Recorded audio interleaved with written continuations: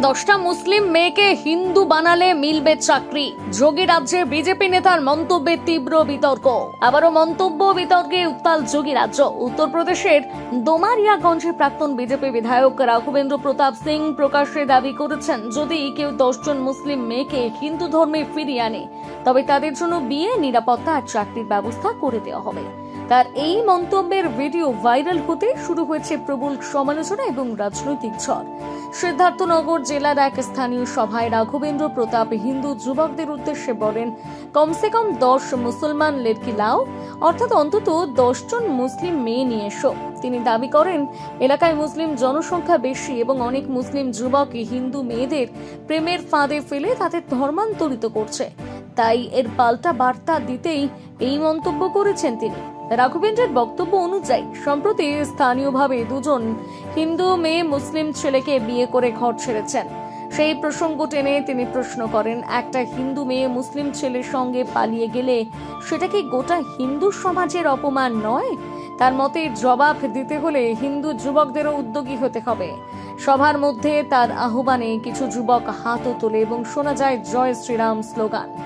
তবে বিজেপির পক্ষ থেকে রাঘবেন্দ্র প্রতাপের মন্তব্যের দায় নেয়নি দল, বরং বিজেপি নেতৃত্ব জানিয়েছে এটা তার ব্যক্তিগত মত, দলের অবস্থান নয়। তবুও রাঘবেন্দ্র নিজের অবস্থানে অনড় রয়েছেন। তার দাবি, তিনি শুধু সমাজে একটা স্পষ্ট বার্তা দিতে চেয়েছেন। এই বক্তব্য ঘিরে ইতিমধ্যে তীব্র প্রতিক্রিয়া জানিয়েছে বিরোধীরা। কংগ্রেস, সমাজবাদী পার্টি এবং বহুজন সমাজ পার্টি একযোগে এই মন্তব্যে নিন্দা করেছেন।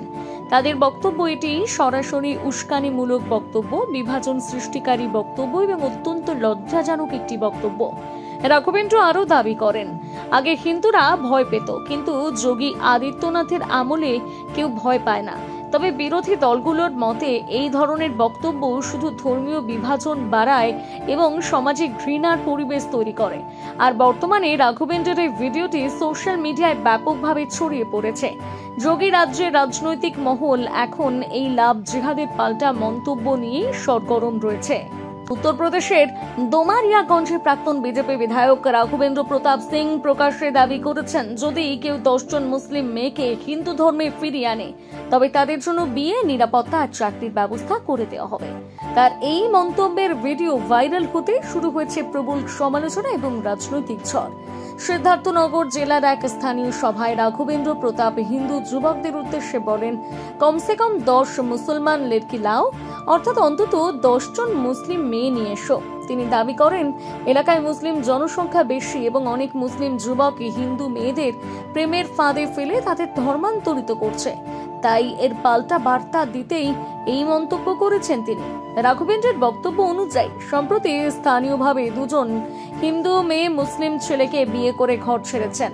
সেই প্রসঙ্গ টেনে তিনি প্রশ্ন করেন, একটা হিন্দু মেয়ে মুসলিম ছেলের সঙ্গে পালিয়ে গেলে সেটা কি গোটা হিন্দু সমাজের অপমান নয়? আরো ভালো ভালো খবর দেখতে সাবস্ক্রাইব করুন বাংলা হান্টের ইউটিউব চ্যানেল। বাংলা হান্টের আরো খবর দেখতে নজর রাখুন।